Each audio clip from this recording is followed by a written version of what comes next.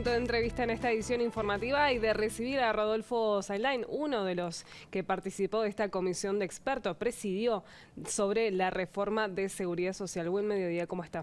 Muy bien, un gusto en estar con ustedes. Hablamos recién que está de rotación, está Sí. para informar de qué fue todo bueno. este texto que se elaboró desde 2020 que se está trabajando. Sí, empezamos a trabajar formalmente en noviembre del 20, en los hechos empezamos algunos meses antes. Estamos completando en estos días los 2 años dedicados a este tema. Veíamos antes de la pausa de que el presidente de la República decía que incumplió esta promesa de campaña de no aumentar la edad jubilatoria y que, bueno, según lo que había hablado con ustedes, en 2019 no se tenía la información para saber. ¿Es así?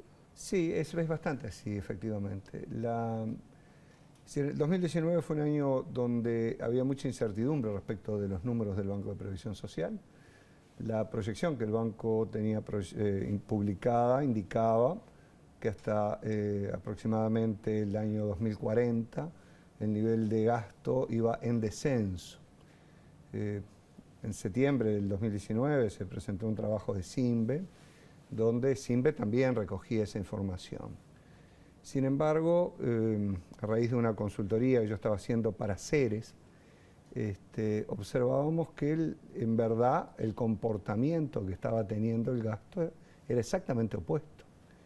Y allí, bueno, el entonces director ejecutivo de Ceres, que no era Munjo, que ese Munjo vino después, tuvo alguna entrevista con autoridades del banco para ver cuál era la explicación, y efectivamente no había mucha explicación, ni tampoco, hasta donde yo sé, hubo voluntad de hacer nuevas proyecciones.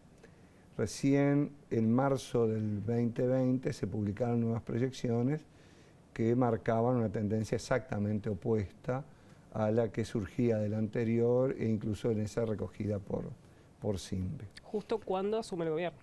Ahí se publicó, y se publicó fundamentalmente porque en los meses previos, en el verano yo estaba cerrando un libro que publiqué en marzo del 2020, La Era de los Nuevos Viejos, Trabajo, Longevidad y Jubilación en el siglo XXI, y realmente lo que yo veía en los números observados del banco indicaban exactamente eso.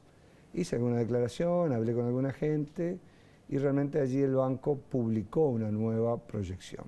No sé si la tenía de antes y no la publicaba, pero lo cierto es que se publicó allí. A raíz de eso y de los trabajos posteriores, ya instalada la comisión, bueno, efectivamente yo le dije al presidente que esa no era viable, eso. Y el presidente... O sea que no hay forma de evitar. No hay forma de evitar, pero dése cuenta. Yo empecé mi vida laboral en el año 1976. Desde 1976 a la fecha, la esperanza de vida ha crecido enormemente. Es decir, no es posible que a mí me mantengan las condiciones del año 76, cuando todavía era posible jubilarse con menos de 60 años. Es decir, y con una expectativa de vida que en aquel momento era menor a la que tiene hoy un hombre de 65 años. Es decir, la biología afortunadamente cambia, afortunadamente lo que cambia también son nuestros hábitos, también la ciencia y la tecnología nos ayuda a vivir mejor, y eso inexorablemente lo tiene que recoger la legislación. En los últimos 20 años ha habido en el mundo 64 países que cambiaron la edad jubilatoria, y ninguno la ha cambiado con esta gradualidad con la que nosotros lo estamos planteando ahora. Están hablando de que los primeros en jubilarse con este nuevo régimen, si se da esta reforma, serían en 2035. Correcto, allí sería el primer uruguayo que se jubilaría con un requisito mínimo de 65 años. Antes hay todo un proceso de aproximación que va año por año, los nacidos en el 67 con 61 años, 68, 62 años, y así sucesivamente, con un conjunto de excepciones, además que están también plasmadas en el anteproyecto, que se suman a otras que existen, ¿verdad? Uruguay tiene un volumen importante de personas que se jubilan ya con servicios bonificados. Ese es un método para aquellas tareas que están expuestas, puestos de trabajo expuestos a determinados riesgos físicos o químicos o de otra naturaleza. El legislador contempla que por cada año de trabajo se compute un plus. Un ejemplo clásico y que involucra a mucha gente, los maestros. Por cada 3 años de trabajo se le computan 4. Por lo tanto, un maestro que tiene 30 años de trabajo es como si tuviera 40. Y esos 10 más se le suman también a la edad. Por lo tanto, si tiene 55, es como si tuviera 65. Por lo tanto, los maestros también van a estar en estas categorías que pueden jubilarse antes, con una edad que está compensada por la legislación en función de las características de su trabajo. Yo lo escuché de que más o menos la edad promedio para jubilarse no son 60, sino pasa a los 60, 63. 63 y a veces hasta un poquito más. La gente se jubila muchas veces porque las jubilaciones no son buenas. Y bueno, sí, correcto. Por eso siguen trabajando. Correcto. ¿Eso se tiene previsto en la reforma, aumentar las jubilaciones? Para algunos sectores sí, decididamente. Probablemente. Porque para que haya un incentivo, ya que se va a trabajar 5 años más, correcto, para el que nos está viendo. Mire, 2 cosas hay. Primero, una definición de política que nos dio el presidente de la República. Quienes tengan que postergar la edad jubilatoria, que sea para cobrar no menos de lo que cobraban antes, ¿no? Y otra es tomar particularmente en cuenta a los sectores de menores ingresos. Voy a poner un ejemplo. Una trabajadora doméstica, por ejemplo, un trabajador no calificado, peón rural, pensemos que tiene una base de cálculo de su jubilación en el orden de los 20.000 pesos, salario chico, ¿no? Que está próximo al salario mínimo, alguien en ese entorno. Sumergido, diría. Diríamos que sí. Esa persona se estaría jubilando hoy con la jubilación mínima, 15.000 pesos. Con la propuesta que está a estudio de las fuerzas políticas y demás, es decir, el anteproyecto, la jubilación de esa persona no sería inferior a su salario de actividad, estaría en el eje de los 20.000 pesos. Es decir, una tasa de sustitución del 100% o incluso un poco más. Obviamente esto está asociado al nivel salarial. Si fuera un trabajador de un ingreso mayor, también habría un complemento por la vía del subsidio solidario. Nosotros estamos planteando sustituir el actual régimen del mínimo jubilatorio por otro. El actual régimen del mínimo jubilatorio, que son 15.000 pesos, son 15.000 pesos para el que aportó por 30.000, por 20.000, por 15.000, por 10.000. Es decir, allí hay una tarifa plana. Y eso para nosotros desincentiva la aportación por el salario real. La fórmula que nosotros estamos planteando de subsidio solidario implica que si ese trabajador aportó por más, va a tener un subsidio que está acorde a ese mayor aporte. Por eso pensamos que este es un sistema obviamente bastante más solidario que el que tenemos hoy, por eso y por otras cosas que de pronto tenemos oportunidad de hablar, y al mismo tiempo lo hace sustentable para una población que, como ocurre en el caso uruguayo, decrece. E incluso decrecen quienes están en edad de trabajar. El único grupo de población que crece es el de los mayores de 65 años. Por ejemplo, en la ley vieja se contaban los mejores años, ahora con las AFAP es otro sistema. ¿Se va a seguir insistiendo en este régimen mixto? A ver, en el caso del Banco de Previsión Social, caja bancaria y algunas otras, se computan los mejores 20 años como ancla, los 10 últimos comparados con los 20 mejores. Nosotros ahora estamos yendo a una propuesta que unifica para todos, después de una transición que termina en el 2043, muy extensa transición, en los 25 mejores años de aportación. Eso es un cambio muy importante, por ejemplo, para militares, porque el militar, en el régimen del año 2018, promedia en los últimos 5 años. Policía también en los últimos 5 años. Los profesionales promedian los últimos 3. Los escribanos promedian los 30 mejores. Es decir, hay una gran heterogeneidad que realmente no tiene fundamento. Es decir, entonces nosotros estamos proponiendo unificar después de una transición muy extensa en los 25 mejores años. Ahí también, o sea, está incluido en la reforma la caja bancaria y la caja militar. Correcto, profesionales y notarial. ¿Están todas. En qué nivel? ¿Rojo? Bueno, naranja, la llamada caja... Que es fundamental capaz que aprobar esta reforma para poder solucionar este déficit. La llamada caja militar está en una situación obviamente altamente deficitaria. Si lo medimos per cápita es la que recibe mayor asistencia financiera. Eso está en el informe de diagnóstico que está publicado en la web de la Comisión con todo detalle. Y eso es producto en gran medida de una política implementada a partir del año 95, una política que en lo personal comparto, de reducción de las Fuerzas Armadas. Las Fuerzas Armadas que tiene el país hoy es más o menos la mitad de las que tenía en el año 85, a la salida de la dictadura. Ahora, eso tiene un impacto porque esa gente es la que está hoy retirada y son sus pensionistas. Es decir, es natural que si se baja a la mitad la población que aporta, haya un enorme déficit. Y eso sin perjuicio de subrayar, como está subrayado en todos los trabajos que hemos hecho, un régimen que tenía particulares beneficios que excedían lo que era lo estándar, ¿verdad?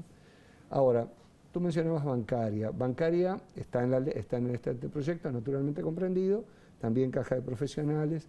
Las dos van a requerir, además de lo que está en este proyecto, medidas de salvataje. Las dos están en un riesgo muy grande de insolvencia. Caja de profesionales se ha hablado mucho, la bancaria un poco menos. La semana pasada el Consejo Honorario de Caja Bancaria entregó al Ministerio de Trabajo, en una reunión que yo estuve presente, un informe que encargó a la consultora CPA Ferrer y que marca que ya para el año próximo habría una necesidad de fondos frescos del orden de los 50 millones de dólares. Y en un horizonte de 10, 15 años, según el escenario, están precisando entre 200 y 600 millones de dólares. Es una fortuna. No tiene reservas para hacer frente a eso y por lo tanto allí hay un problema adicional al que ya teníamos. Similar en algún sentido, bastante próximo al de caja de profesionales, que bueno, ya es bastante conocida cuál es su situación.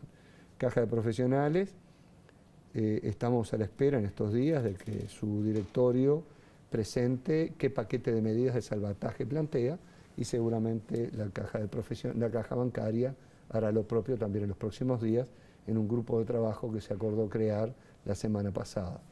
Creo que un buen paso ha sido de parte de los sectores involucrados en caja bancaria reconocer que tienen ese problema, porque hasta hace muy poquito ni siquiera se reconocía ese problema, y si uno no reconoce dónde están sus dificultades es muy difícil solucionarlas. La industria de la construcción y también la actividad rural, los trabajadores rurales estarían por fuera de llegar a esa edad jubilatoria de 65 años. ¿Por qué ellos y por qué estas excepciones? ¿No hay otros sectores que estarían incluidos? Como les decía, ya la legislación exceptúa un montón de sectores, ¿verdad? Vía los servicios bonificados. Hay algunos sectores, como rurales y construcción, cuya actividad se caracteriza fuertemente por estar a la intemperie, por condiciones de trabajo que suelen ser severas, que se entendió que había evidencia bastante obvia en el sentido de que requerían un tratamiento particular. Y es el que se prevé en la ley, y para ellos no habría cambios en la edad jubilatoria actual, se mantendría en 60 años. Naturalmente puede haber otros sectores que aspiren a un tratamiento de características similares. La ley prevé un procedimiento. El procedimiento es que haya una petición con el fundamento, ahí se encomienda a la agencia reguladora que la propia ley prevé crear, que haga los estudios del caso, y con los informes el Poder Ejecutivo podrá tomar iniciativas para contemplar otras situaciones. Este proyecto, este texto de 307 artículos, ya está en manos de la coalición y de la oposición. El PIT-CNT fue muy crítico y pide la eliminación de las AFAP. Usted mañana tiene una reunión clave con el PIT-CNT, el Ministerio de Trabajo. Sí, vamos a conversar. Yo voy a poner probablemente énfasis en alguna otra cosa en esa reunión. Creo que está bueno poder expresar el conjunto de nuevos derechos que se crean también con esta ley. Y allí tal vez esté alguno de los énfasis. Por ejemplo, yo escuchaba recién al ministro Lema hablar de la necesidad de que los jóvenes estudien, perdón, los niños, liceales. Entre otras cosas, en este anteproyecto estamos previendo que la pensión, en el caso de fallecimiento de un padre, si el joven está haciendo estudios terciarios, se extienda hasta los 23 años. También planteamos una serie de cambios vinculados con las demandas de cuidados de las madres. Hoy la legislación prevé para BPS y Caja Militar que una madre por cada hijo pueda acumular un año de trabajo, con un máximo de 5. Bueno, nosotros planteamos extender eso para todos, también para los policías, no vemos por qué no, y a las demás instituciones. Y en caso de que los hijos fueran, digamos, tuvieran una discapacidad severa, planteamos duplicar ese cómputo.